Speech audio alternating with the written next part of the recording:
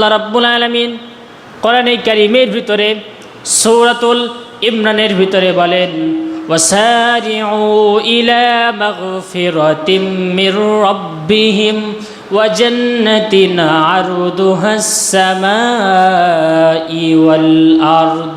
আল্লাহ রাব্বুল আলামিন বলছেন, তোমরা সেই জান্নাতে যাওয়ার জন্য প্রতিযোগিতা করো, যে জান্নাতে আমি আল্লাহ রাব্বুল আলামিন তোমাদেরকে প্রবেশ করাবো, আমি আল্লাহ রাব্বুল আলামিন তোমাদেরকে ক্ষমা করে দিব। ক্ষমা করে দেওয়ার পরে আমি আল্লাহ রাব্বুল আলামিন তোমাদেরকে সীমাহীন জান্নাত দান করব। জোরে বলেন সুবহানাল্লাহ। এখানে আল্লাহ রাব্বুল আলামিন ক্ষমার কথা বলেছেন, তারপরে জান্নাতের কথা বলেছেন। তার মানে কোরআনে কারীম আল্লাহ রাব্বুল আলামিন বান্দাদের যেখানেই ক্ষমার কথা বলেছেন, সেখানেই আমার আল্লাহ রাব্বুল আলামিন বান্দাদের জন্য সীমাহীন জান্নাতের কথা বলেছেন। প্রিয় একান্ত প্রিয়জনেরা আমার, এই আয়াতে আল্লাহ রাব্বুল আলামিন প্রথমে ক্ষমার কথা উল্লেখ করেছেন, তারপরে আমার আল্লাহ রাব্বুল আলামিন সীমাহীন জান্নাতের কথা বলেছেন। তাহলে জোরে বলেন, কয় শ্রেণীর মানুষ? বলেন কয় শ্রেণীর?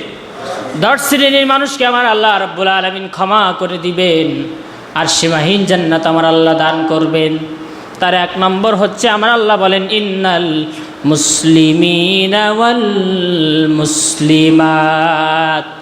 মুসলিম নর এবং নারী, মুসলিম পুরুষ এবং নারীকে আমার আল্লাহ রাব্বুল আলামিন ক্ষমা করে দিবেন এবং সীমাহীন জান্নাত আমার আল্লাহ রাব্বুল আলামিন তাদেরকে দিয়ে দিবেন। জোরে বলেন সুবহানাল্লাহ।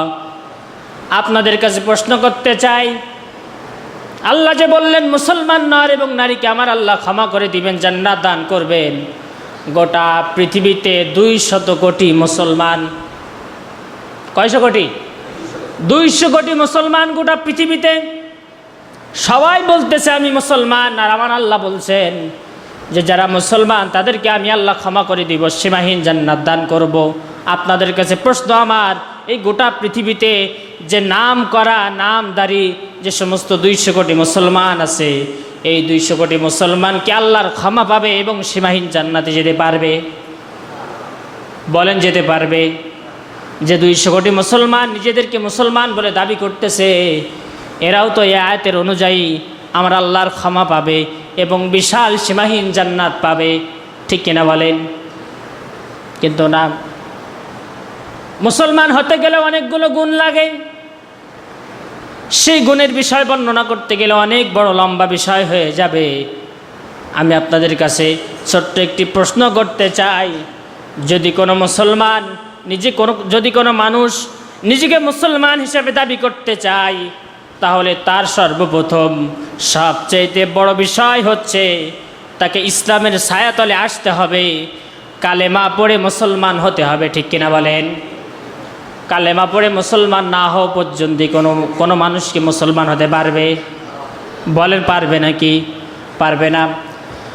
কোনো ব্যক্তি যদি কালেমা পড়ে, আমার রাসূলুল্লাহ সাল্লাল্লাহু আলাইহি ওয়াসাল্লাম বলেছেন, যদি কোনো ব্যক্তি কালেমা পড়ে, রাসূলুল্লাহর হাতে হাত রেখে কালেমা পড়ে মুসলমান হয়েছেন অনেক সাহাবীরা, তারা রাসূলুল্লাহর হাতে হাত রেখে কালেমা পড়ে মুসলমান হয়েছেন, রাসূলুল্লাহর হাতে হাত রেখে বায়াত গ্রহণ করেছেন। আমার রাসূলুল্লাহর হাতে হাত রেখে সাহাবীরা এই কালেমায় পড়েছেন। সকলে আমার সাথে পড়ুন, আশহাদু আল্লা ইলাহা ইল্লাল্লাহু ওয়াহদাহু লা শারীকা লাহু ওয়া আশহাদু আন্না মুহাম্মাদান আবদুহু ওয়া রাসূলুহু। আমরা এই কালেমার অর্থ কি জানি?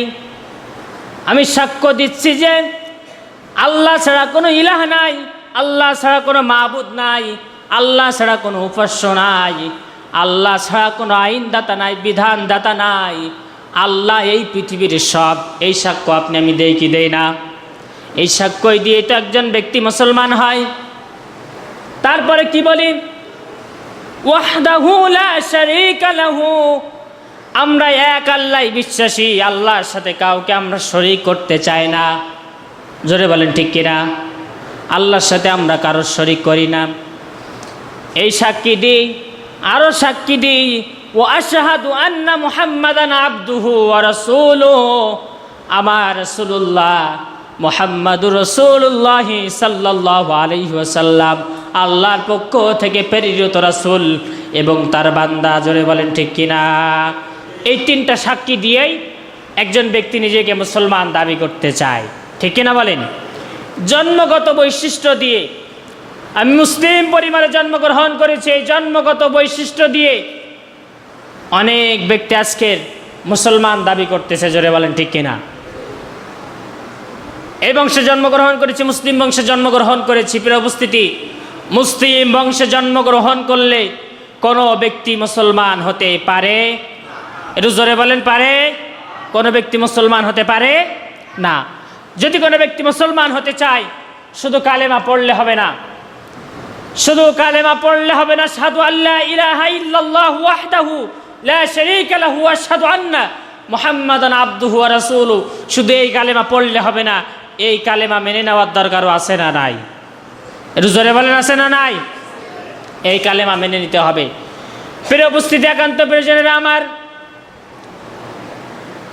কোন ব্যক্তি যখন আল্লাহ রাব্বুল আলামিনের ব্যাপারে এই সাক্ষী দেয়, আল্লাহ ছাড়া কোনো ইলাহ নাই, আল্লাহ ছাড়া কোনো মাবুদ নাই, আল্লাহ ছাড়া কোনো ইলাহ নাই, আল্লাহ ছাড়া কোনো উপাস্য নাই, এই সাক্ষী যদি কোনো ব্যক্তি দিতে পারে, শুধু সেই ব্যক্তি এই সাক্ষী দেওয়ার কারণে মুসলমান হতে পারবে না, আমার আল্লাহর পক্ষ থেকে ক্ষমা পাবে না, আমার আল্লাহর পক্ষ থেকে জান্নাত পাবে না।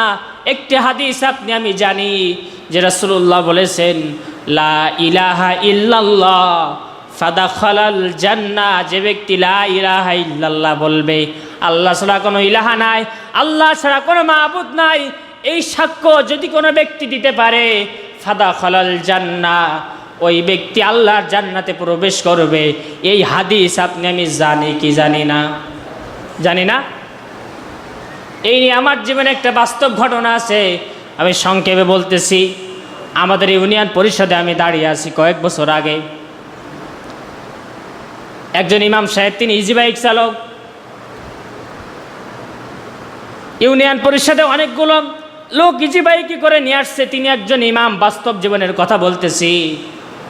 ইজি বাইকে বসে আছেন অনেকগুলো মানুষ, সেই মানুষের ভিতরে অনেকগুলো মানুষ বলতেছে যে, ইমাম সাহেব, আমরা তো নামাজ পড়ি না, আমরা তো ইসলাম মানি না, শুধু মুসলমান হিসেবে নিজেকে দাবি করে রাখছি, আমাদের উপায়টা হবে কেমন?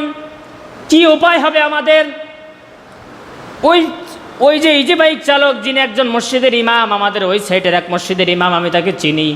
ওই ব্যক্তির কাছে, ইমাম সাহেবের কাছে যখন প্রশ্ন করতেছে যে, ইমাম সাহেব, আমরা তো ইসলাম মানি না, নামাজ পড়ি না, আমাদের উপায়টা কি হবে? একটু কান লাগে মনোযোগে শুনুন। আমি পাশে দাঁড়িয়ে দাঁড়িয়ে শুনতেছি।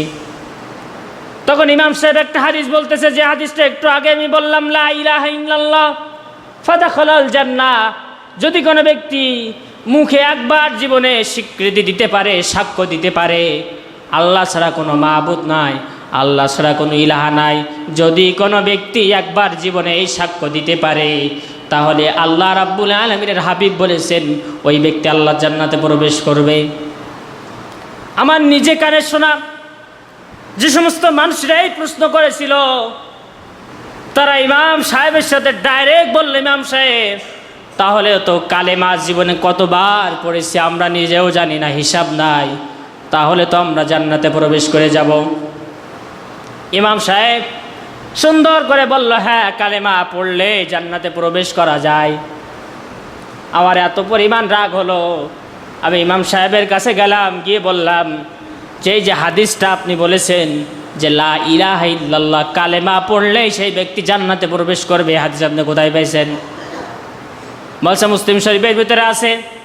বললাম, মুসলিম শরীফের ভিতরে যদি থাকে, বলেন তো কোরআনে কারীম আল্লাহ রাব্বুল আলামিন নামাজের কথা বলেছেন, নামাজ পড়ার কথা কোথায় বলেছেন? বলছে হাদিসে বলেছে। তা হাদিসে যদি বলে, আপনি হাদিসের সরল অনুবাদ মেনে নিলেন, কিন্তু ব্যাখ্যা মেনে নিলেন না। রাসূলুল্লাহ সাল্লাল্লাহু আলাইহি ওয়াসাল্লাম শুধু তো লা ইলাহা ইল্লাল্লাহ মুখে মুখে বলার কথা বলে নাই, সেটা অন্তরে বিশ্বাস করতে হবে এবং সেই অনুযায়ী আমল করতে হবে। আমলে পরিণত করার পরে আমার আল্লাহ ফাদাখালাল জান্নাহ দিবেন। জোরে বলেন ঠিক কিনা? সমাজের অনেক মানুষ এইটাই মেনে নিয়েছে। মুসলিম পরিবারে জন্মগ্রহণ করেছি আমি, মুসলিম পরিবারে জন্মগ্রহণ করেছি, কালেমা পড়েছি, সপ্তাহে একদিন করে নামাজ পড়ি, বাৎসরিকভাবে আমরা নামাজ পড়ি, 2 ঈদে নামাজ পড়ি, মুসলমান ঘরে জন্মগ্রহণ করেছি, মাঝে মাঝে দান সদকা করি। এই কয়টা আমলের মাধ্যমে আল্লাহর জান্নাত পাওয়া যাবে, এইটাই ভেবে অনেক মানুষ আল্লাহর ইবাদত থেকে নিজেদেরকে বিমুখ করে রেখেছে। জোরে বলেন ঠিক কিনা? একান্ত পরিজেরা আমার, মুসলিম হতে গেলে শুধুমাত্র এই সাক্ষী দিলে হবে না, আল্লাহ রাব্বুল আলামিনের অবশ্য হিসাবে, ইলাহ হিসাবে আল্লাহ রাব্বুল আলামিনকে শুধু মানলে শুধু হবে না, তার সাথে কাউকে শরীক স্থাপন করা যাবে। একটু জোরে বলেন যাবে? আল্লাহর সাথে শরীক স্থাপনের ব্যাপারে আল্লাহ রাব্বুল আলামিন কোরআনে কারিমের ভিতরে অসংখ্য জায়গায় বলছেন। আমার আল্লাহ রাব্বুল আলামিন একটা আয়াতে বলছেন, ওয়া মান ইউশরিক বিল্লাহ ফাকাদ হারামাল্লাহু আলাইহিল জান্নাহ। যদি কোনো ব্যক্তি আমি আল্লাহ রাব্বুল আলামিনের সাথে শিরিক করে, ওই ব্যক্তির জন্য আমি আল্লাহ রাব্বুল আলামিনের জান্নাত হারাম হয়ে গিয়েছে। জোরে বলেন ঠিক কিনা? এবার বলেন তো, শুধু মুখে মুখে আপনি এটা বললেন, শুধু মুখে মুখে কালেমা পড়লেন যে আল্লাহ ছাড়া কোনো ইলাহা নাই, আমরা আল্লাহর সাথে কোনো শরীক করব না, মুহাম্মাদুর রাসূলুল্লাহ হচ্ছেন আল্লাহর পক্ষ থেকে প্রেরিত রাসূল এবং তার বান্দা, এই 3টা মুখে মুখে স্বীকার করলেই কি কোনো ব্যক্তি ইমানদার হতে পারে? জোরে বলেন পারে? এই 3টা মুখে মুখে স্বীকার করলেই কি কোনো ব্যক্তি মুসলিম হতে পারে? এই 3টা গোটা জীবনে মেনে নেওয়ার নামই হচ্ছে মুসলিম।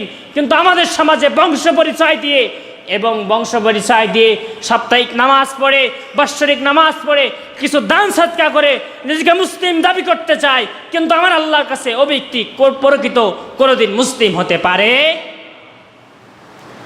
তাহলে মুসলমানকে ক্ষমা করে দিবেন কে?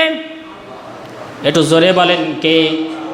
মুসলমানদেরকে সীমাহীন জান্নাত আমার আল্লাহ দিবেন কে? আল্লাহ রাব্বুল আলামিন দিবেন। মুসলিম হতে গেলে কোরআনে কারিমে সূরাতুল ইমরানের ভিতরে অসংখ্য আয়াত দিয়ে আল্লাহ রাব্বুল আলামিন মুসলমানদের পরিচয় দিয়ে বলতেছেন। সেই বিষয়টি বলতে গেলে অনেক লম্বা সময় চলে যাবে। সংক্ষিপ্ত সময়ের ভিতরে আমার যে বক্তব্য সেটা আমি উপস্থাপন করতে চাই। আল্লাহ পাক বলছেন, ইন্নাল মুসলিমিনা ওয়াল মুসলিমাতি ওয়াল মুমিনিনা ওয়াল মুমিনাতি, মুমিন নর এবং নারীকে আমার আল্লাহ রাব্বুল আলামিন সীমাহীন জান্নাত দান করবেন। জোরে বলেন সুবহানাল্লাহ। যে ব্যক্তি মুমিন, ঈমান এনেছে, আমার আল্লাহর কাছে মুমিন বলে যারা স্বঘোষিত হয়ে গিয়েছে, আবার আল্লাহ রাব্বুল আলামিনের দরবারে ওই ব্যক্তি ক্ষমা পাবে এবং সীমাহীন জান্নাত পেয়ে যাবে। জোরে বলেন সুবহানাল্লাহ। বিগত দিনে এই বিষয়টি নিয়ে অনেক আলোচনা করেছি, সংক্ষিপ্ত করে দিচ্ছি। আল্লাহ পাক বলছেন, ওয়াল কানিতিনা ওয়াল কানিতাত, 3 নম্বর অনুগত্যশীল নর এবং নারীকে আমার আল্লাহ রাব্বুল আলামিন সীমাহীন জান্নাত দান করবেন। জোরে বলেন সুবহানাল্লাহ। অনুগত্যশীল নর এবং নারীকে জান্নাত দান করবেন কে এবং ক্ষমা করবেন কে? অনুগত্যের বিষয়টা সংক্ষেপ করে নিয়ে আসছি। কোরআনে কারীম আল্লাহ রাব্বুল আলামিন এই আয়াত 3টা জায়গায় দিয়ে বলতেছেন, ও গোলামেরা, ও আমার বান্দারা, 3টা জিনিসের অনুগত্য তোমরা করবে। জোরে বলেন কয়টা? 3টার ব্যাপারে তোমরা অনুগত্য করবে। আল্লাহ রাব্বুল আলামিন কোরআনে কারীমের ভিতরে বলছেন, ইয়া আইয়ুহাল্লাযীনা আমানু আতিউল্লাহ ওয়া আতিউর রাসূলা ওয়া উলিল আমরি মিনকুম। আল্লাহ পাক বলছেন, ঈমানদারেরা, তোমরা আল্লাহর অনুগত্য করো এবং আমার রাসূলের অনুগত্য করো, এবং তোমাদের ভিতরে যে নেতা আছে, যে ওলি আছে, যে নেতা আছে, সেই নেতার অনুগত্য তোমরা করো। অনুগত্য করব কার? বলেন কার? আল্লাহর। এবং অনুগত্য করব হচ্ছেন মুহাম্মদ সাল্লাল্লাহু আলাইহি ওয়াসাল্লামের। এবার আসুন, আমরা আল্লাহর অনুগত্য করতে রাজি, আমরা আল্লাহর অনুগত্য করতে রাজি, রাসূলের অনুগত্য করতে রাজি। হয়তো সব বিষয়ে রাজি না, তারপরেও মোটামুটি অনেক বিষয়ে রাজি। কিন্তু আউলিল আমরি মিনকুম, আমাদের ভিতরে যে নেতা আছে সেই নেতার অনুগত্য করতে আমরা রাজি না। ঠিক কিনা বলেন? এখানে একটি বিষয় আছে, সব নেতার অনুগত্য করা যাবে? একটু জোরে বলেন, সব নেতার অনুগত্য করা যাবে? সব নেতার আনুগত্য করা যাবে না। আল্লাহ অউলিল আমরি, আমরির আগে উলি শব্দ দিয়েছেন। উলি মানে হচ্ছে বন্ধু। উলি মানে কি? বন্ধু। আল্লাহ বলছেন এই পৃথিবীতে আমার বন্ধু যারা আছে, আমার বন্ধু যারা আছে সেই বন্ধুদেরকে তোমরা অনুগত্য করো। বন্ধু নামে যে নেতা আছে সেই নেতাদেরকে তোমরা অনুগত্য করো। জোরে বলে সুবহানাল্লাহ।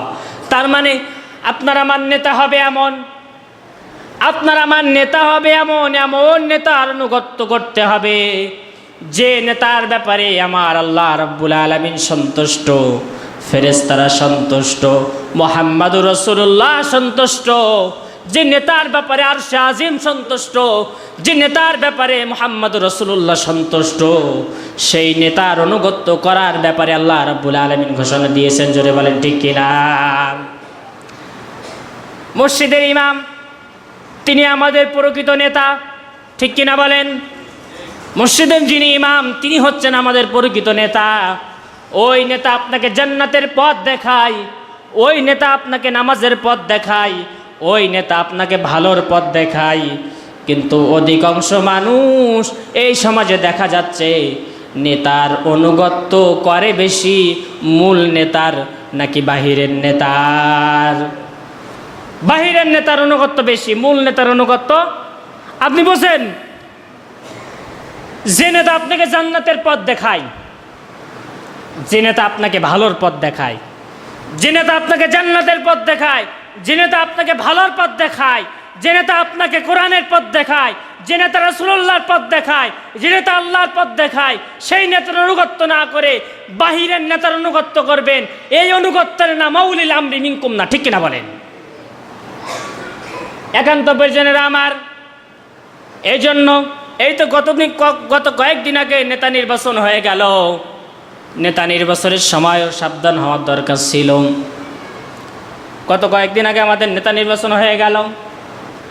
কত নেতা জীবনে নির্বাচন করেছেন, কত নেতার নেতৃত্ব জীবনে মেনে নিয়েছেন। যে নেতা নামাজ পড়ে না, যে নেতা ইসলামের প্রাথমিক দাবিসমূহ মানে না, যে নেতা ইসলামী আন্দোলন বোঝে না, যে নেতা আলেম বোঝে না, কোরআনের মাহফিল বোঝে না। আমি আমার ভাষায় বলেছি যে কলারোয়ার ময়দানে এই রমজানের পর থেকে নিয়ে এই কিছুদিন আগ পর্যন্ত কলারার ময়দানে অধিকাংশ মাহফিলগুলো বন্ধ ছিল, ঠিক কিনা বলেন? এই তো আমার ওই ভাই আছে, আমার সাথে ওই ভাই আছে যিনি ক্যামেরা চালাচ্ছেন। ভাই বলুক সাতক্ষীরা সদরের ভিতরে কত মাহফিল হয়েছে, কোনো আনাগোনা নাই। প্রতিদিন 10-15টা করে মাহফিল এই ভোটের আগে, বাস্তব কথা বলতেছি। আর আমাদের কলারার ময়দানে মাহফিলের অবস্থা দেখেন। যে নেতা কোরআনের পক্ষে না, যে নেতা ইসলামী আন্দোলনের পক্ষে না, যে নেতা ক্ষমতা আসতে পারে জনগণ স্থির হয়ে ঘরে ঘুমাতে পারে না, ওই নেতার নেতৃত্ব দিয়ে কোনো দিন আল্লাহ রাব্বুল আলামিনের অনুগত্য প্রকাশ করা সম্ভব হতে পারে? একটু জোরে বলেন, পারে? আমি আমার ভাষায় বলি, কোন নেতার নেতৃত্ব দিচ্ছেন?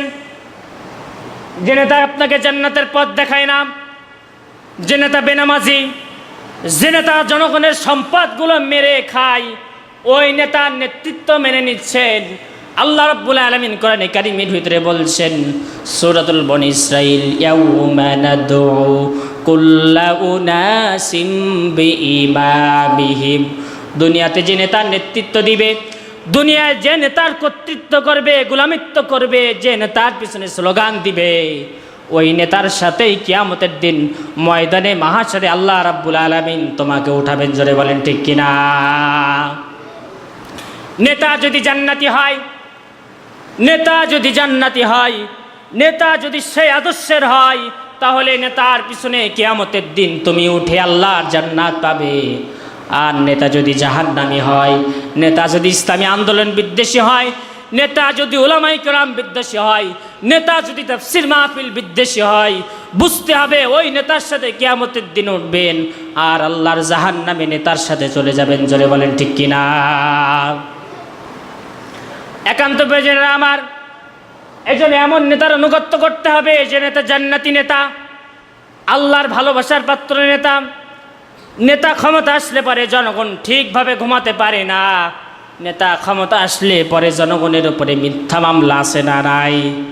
একটু জোরে বলেন আছে না নাই? এমনও নেতা দেখা যায় নেতা ক্ষমতায় আসার পরে জনগণ ঘরে তো ঘুমানো ঠিক, বছরের পর বছর নিজের ভিটিতে আসতে পারে না। এমনও নেতা ক্ষমতায় দেশে আছে না নাই? এমনও নেতা আছে যে নেতা 5 বছর ক্ষমতায় থাকাকালীন সময় জনগণের উপরে মিথ্যা হামলা নাই, মামলা নাই, বিরোধী দলের উপরে মামলা নাই, বিরোধী দলের উপরে হামলা নাই, গুম নাই, খুন নাই, শান্তিভাবে বাড়িতে ঘুমাতে পারে। এমনও নজির সমাজে আছে না নাই? এই নেতার সাথে কিয়ামতের দিন উঠবেন, আল্লাহ রাব্বুল আলামিন খুশি হয়ে জান্নাত দান করবে। জোরে বলেন সুবহানাল্লাহ। লম্বা আলোচনা। আল্লাহ পাক বলছেন আল কানিতিনা ওয়াল কানিতাত, অনুগত্যশীল নারী এবং নারীকে আল্লাহ রাব্বুল আলামিন জান্নাত দিয়ে দিবেন। ওয়াস সাদিকিনা ওয়াস সাদিকাত, সত্যবাদী নর এবং নারীকে আমার আল্লাহ রাব্বুল আলামিন সীমাহীন জান্নাত দান করবেন। যারা সত্যবাদী, সত্যবাদীদার পরিচয় দিতে গিয়া বিশ্ব কবি সম্রাট আল্লামা ইকবাল বলতেছেন, সুবহে বারে নাহিকাতে, সুবহে বারে নাহিকাতে बनहती है हक़ में, सब है बाले सुबह नाई जिंदगी। সত্যবাদীদের সাথে মেশো, সত্যবাদীদেরকে জীবনে গ্রহণ করো, সত্যবাদীদের সাথে জীবনের প্রত্যেকটা পথ চলো, প্রত্যেকটা সেক্টর চলো, সত্যবাদীদের দলের সাথে সম্পর্ক হও, সত্যবাদীদের সাথে মেশো, সত্যবাদীদের রাস্তায় চলো, সত্যবাদীরা যে আন্দোলন করে সেই আন্দোলনের সাথে সম্পর্ক রাখো, সত্যবাদীরা যে হকের পথে চলে সেই হকের পথে চলো। সত্যবাদীদের হকের পথে চললে পরে আল্লাহ রাব্বুল আলামিন তোমাকে জান্নাত দিয়ে দিবেন। জোরে বলেন সুবহানাল্লাহ। সত্যবাদীদের সাথে আমরা মিশতে চাই না, জানি এটা সত্য, তারপরেও নিজের সত্যসিদ্ধি অন্বেষণের জন্য সত্যবাদীদের সাথে সম্পর্ক রাখতে চাই না, মিথ্যাবাদীদের সাথে সম্পর্ক রাখি। এমনও মানুষ সমাজে আছে না নাই? শুধু কয়েকটা টাকার লোভে, কয়েকটা টাকার লোভে দেখেন কলরার এমন বাস্তব ঘটনা আছে, কিছু আলেমও কয়েকটা টাকার লোভে, কয়েকটা টাকার লোভে, কয়েকটা চাকরির লোভে মিথ্যাবাদীদের সাথে সম্পর্ক করার মতো মানুষ আছে না নাই? সমাজে তো সংক্ষেপ, নিজের স্বার্থ অন্বেষণের জন্য এমন ইসলামী আন্দোলন বিরোধী মানুষদের সাথে, এমন ইসলামী আন্দোলন বিরোধী মানুষের বিরুদ্ধে কথা বলে, এমন ইসলামী আন্দোলন বিরোধী মানুষের সাথে কথা বলে নিজেদের স্বার্থ অন্বেষণের জন্য, নিজের দলকে বাঁচাতে গিয়া ইসলামী আন্দোলনের বিরুদ্ধে কথা বলার মতো মানুষ সমাজে আছে না নাই? প্রিয় উপস্থিতি, এই জন্য সত্যবাদীদের সাথে মিশতে হবে। আল্লাহ পাক বলছেন, ওয়ালা তালবিসুল হাক্কা বিল বাতিলি ওয়া তাকতুবুল হাক্কা ওয়া আনতুম তা'লামুন, তোমরা জেনে শুনে সত্যকে গোপন করো না এবং সত্যকে মিথ্যার সাথে বিস্তৃত করো না। কে বলতেছেন? আল্লাহ পাক বলছেন, সত্যকে তোমরা গোপন করো না, সত্য মানুষের মাঝে বিলিয়ে দাও, সত্য মানুষের মাঝে বিলিয়ে দাও, সত্য মানুষদের মাঝে ছড়িয়ে দাও, সত্য প্রচার করো, সত্যকে গোপন করো না এবং তোমরা কখনো সত্যকে মিথ্যার সাথে মিশ্রিত করো না। নিজের দলকে ঠেকানোর জন্য অমুক দলকে মিথ্যাবাদী পরিচয় দেওয়ার মতো মানুষ সমাজে আছে না নাই? একান্ত প্রয়োজন আমার। এই জন্য নেতা নির্বাচনকালেও সাবধান, সত্যবাদী নেতা হওয়ার দরকার আছে না নাই? জোরে বলেন আছে না নাই?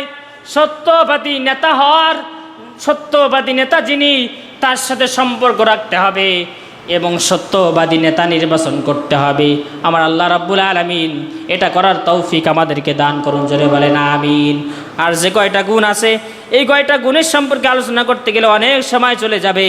আমি বলতেছি ওয়াস-সাবিরিনা ওয়াস-সাবিরাত, ধৈর্য ধারণ করতে হবে, ধৈর্য ধারণের পরিচয় রাখতে হবে। ধৈর্য ধারণ নর এবং নারীকে আমার আল্লাহ রাব্বুল আলামিন সীমাহীন জান্নাত দান করবেন এবং তাদেরকে ক্ষমা করে দিবেন। জোরে বলেন সুবহানাল্লাহ।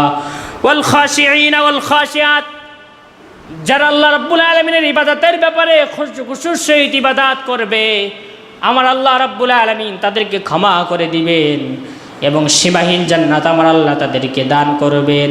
নামাজের ব্যাপারে খুশু আনার দরকার আছে না নাই? একটু জোরে বলেন আছে না নাই? নামাজে আসে, নামাজে দাঁড়ায়, মাঠের হিসাব করে ব্যবসার হিসাব করে, কয় টাকা ঋণ হয়েছে, কয় টাকা লাভ হয়েছে, কয় টাকার ব্যবসা হয়েছে, এমনও মানুষ সমাজে আসে না নাই। নামাজের ভিতরে এসে খুশু খুশু থাকে না। আল্লাহ বলছেন ওয়াল মুতাসাদ্দিকিনা ওয়াল মুতাসাদ্দিকাত, তোমরা সেই সমস্ত মানুষের সাথে সম্পর্ক করো যে সমস্ত মানুষদেরকে আল্লাহ রাব্বুল আলামিন দুনিয়া এবং আখিরাতে পুরস্কৃত করেছেন, সেই সমস্ত মানুষদেরকে তোমরা সম্পর্ক করো তাদের সাথে। তারপরে আল্লাহ বলছেন ওয়াস-সাইমিনা ওয়াস-সাইমাত, রোজাদার নর এবং নারীকে আমার আল্লাহ রাব্বুল আলামিন জান্নাত দান করবেন এবং তাদেরকে ক্ষমা করে দিবেন। তারপরে আল্লাহ বলছেন ওয়াল হাফিযিনা ফুরুজাহুম ওয়াল হাফিজাত, যারা নিজেদের লজ্জা স্থান গোপন অঙ্গ তারা হেফাজত করতে পারবে, সংরক্ষণ করতে পারবে, আমার আল্লাহ রাব্বুল আলামিন তাদেরকে সীমাহীন জান্নাত দান করবেন এবং ক্ষমা করে দিবেন। জোরে বলেন সুবহানাল্লাহ। ও যুবক ভাইয়েরা আমার, নিজেদের লজ্জা স্থান হেফাজত করতে হবে। এমন কোনো খারাপ কাজ করা যাবে না, এমন কোনো গুনার কাজ করা যাবে না যে কাজ করলে পরে লজ্জা স্থানের যে হকটা রয়েছে সেই হকটা নষ্ট হয়ে যাবে। এমন কোনো কাজ করা যাবে না, এমন কোনো নারীর সাথে সম্পর্ক করা যাবে না যে নারীর সাথে সম্পর্ক করলে পরে জেনা হয়ে যায়, যে নারীর সাথে সম্পর্ক করলে পরে জেনার সাথে সমতুল্য হয়ে যায়। শুধু মোবাইলে কথা বললে আর মনে করতেছে মোবাইলে কথা বললে জেনা হয় না। মোবাইলে কথা বললেও জেনা হয়, মনে মনে কিছু ধারণা করলেও জেনার সমতুল্য হয়ে যায়। জোরে বলেন ঠিক কিনা? তারপরে আল্লাহ বলছেন ওয়াজ্জাকিরিনাল্লাহা কাসীরান ওয়াজ্জাকিরাত, তোমরা আল্লাহর জিকিরে মশগুল থাকো। কাজ জিকিরে বলেন, কাজ জিকিরে, আল্লাহর জিকিরে মশগুল থাকো। এই 10টা গুণ যদি কোনো ব্যক্তির ভিতরে থেকে যায়, আমার আল্লাহ রাব্বুল আলামিন তাকে ক্ষমা করে দিবেন এবং সীমাহীন জান্নাত আমার আল্লাহ রাব্বুল আলামিন তাকে দান করবেন। জোরে বলেন সুবহানাল্লাহ। এই 10টা গুণে গুণান্বিত হওয়ার তৌফিক আল্লাহ আমাদেরকে দান করুন, বলেন আমিন।